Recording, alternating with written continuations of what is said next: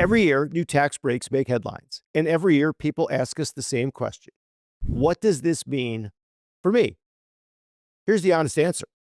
For most affluent families, nothing.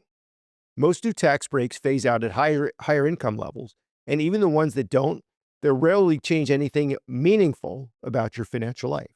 So today, we're going to explain why these tax headlines don't move the needle and what you should be focused on instead. This video is for educational purposes only. Always consult professionals before making legal, tax, and investment decisions. Let's start with what actually happens every time a new tax law passes. The headlines light up. There's new deductions, new credits, expanded write-offs, temporary incentives. And the natural reaction is to think, I need to figure out how this affects my plan. But here's the pattern we see every time. Most of these changes are targeted at lower income levels. They come with income phase-outs, spending requirements. Some have sunset clauses that make them temporary. And even the ones that do apply to high earners, they tend to be small adjustments, not the kind of thing that should change your core strategy. We see this with the most recent legislation. There are new provisions for tips, new deductions for overtime, expanded senior deductions, a slightly higher SALT cap. And some of those changes are helpful, but for certain people. But if your household income is $150,000, $250,000, $500,000, the real question isn't, what new deduction can I take? The real question is, am I making the right decisions with the money that I've already earned? Because your tax outcome isn't driven by a single deduction. It's driven by structure. When your income is recognized, how it's taxed, and where your assets are held. Think about it this way. Taxes aren't just about what you earn. They're about how and when you earn it.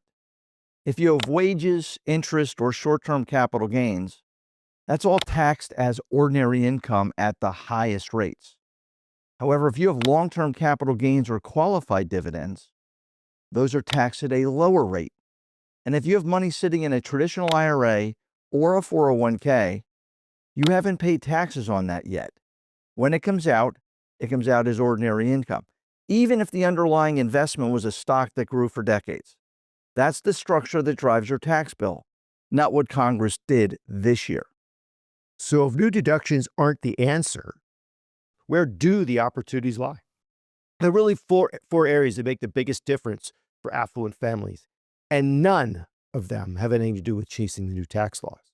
The first is Roth conversions, moving money from tax-deferred accounts into tax-free accounts while rates are still low. The second is retirement income sequencing, being intentional about which assets you pull from and when. The third is capital gains planning, strategically managing gains and losses across your portfolio over time. And the fourth is charitable strategy, making sure that if you're giving in the most tax-efficient way possible. These four things, that's where the real money is. And here's the thing that makes all of this urgent.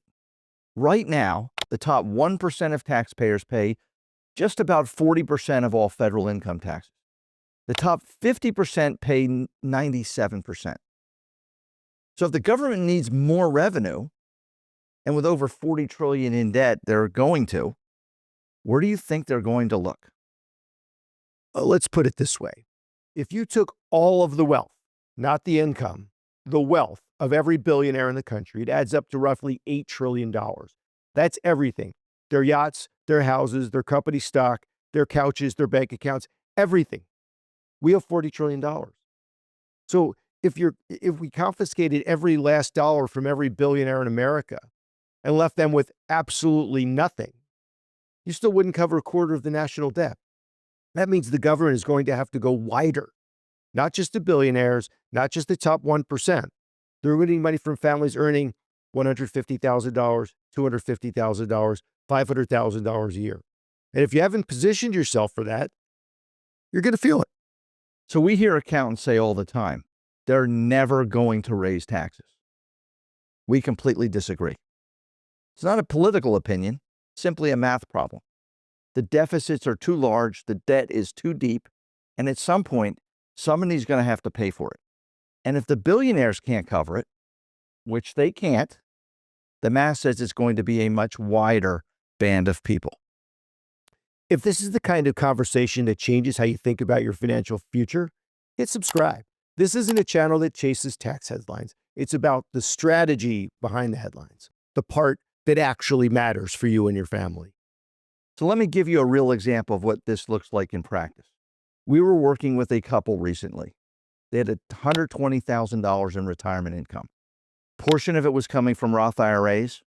Their total federal tax bill for the year, $1,750. So they had $120,000 of income and less than $2,000 in taxes. Now, that didn't happen by accident. That's a result of years of planning. Roth conversions done in the right years, Social Security timing, charitable deductions, senior deductions, all stacking together. And here's the part that should make you pay attention. We would argue that at some point the government is going to look at a couple like that, a couple with $120,000 of income, which isn't very bad when you think about the slice of America. And they're paying less than $2,000 in taxes.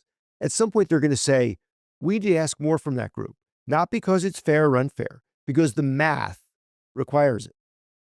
And when that day comes, the families who already have done their planning will be in a fundamentally different position than the families who are busy chasing last year's tax breaks.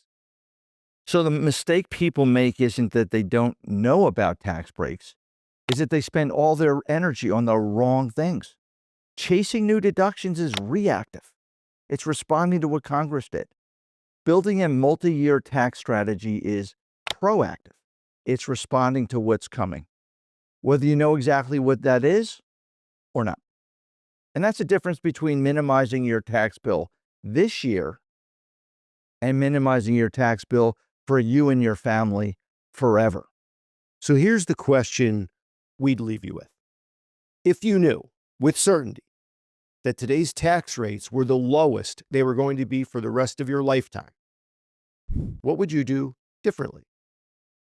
Would you leave all that money sitting in your 401k and hope for the best? Or would you start moving it strategically over time into accounts where the government can't change the rules on you? We don't know exactly when rates will go up, but we believe they will. And the families who act while rates are still low, while taxes are still on sale, are going to look back at this window and be very glad they did. So what should you be doing right now? First, stop chasing the headlines. A new tax deduction that saves you $200 is not worth ignoring a strategy that could save you thousands over your lifetime. Second, think in decades, not tax years. Don't ask, what can I do before April 15th?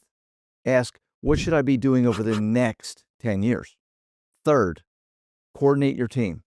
Your accountant and your advisor should be having a conversation about your tax strategy together, not independently. If they've never spoken to each other, that's a gap. And fourth, ask yourself that question. If taxes are on sale today and you believe they're going up, what are you waiting for? If you'd like to have that conversation with someone who can look at your specific numbers, there's a link below to schedule a call with our team. No pressure, no sales pitch, just a chance to see where you stand and whether there are opportunities you're missing. Now, we just made the case that most new tax breaks don't change your plan. But some of the 2026 changes actually do create real planning windows, especially around Roth conversions, contribution limits, and bracket filling strategies. We break down exactly which ones matter and which ones you could safely ignore in our next video.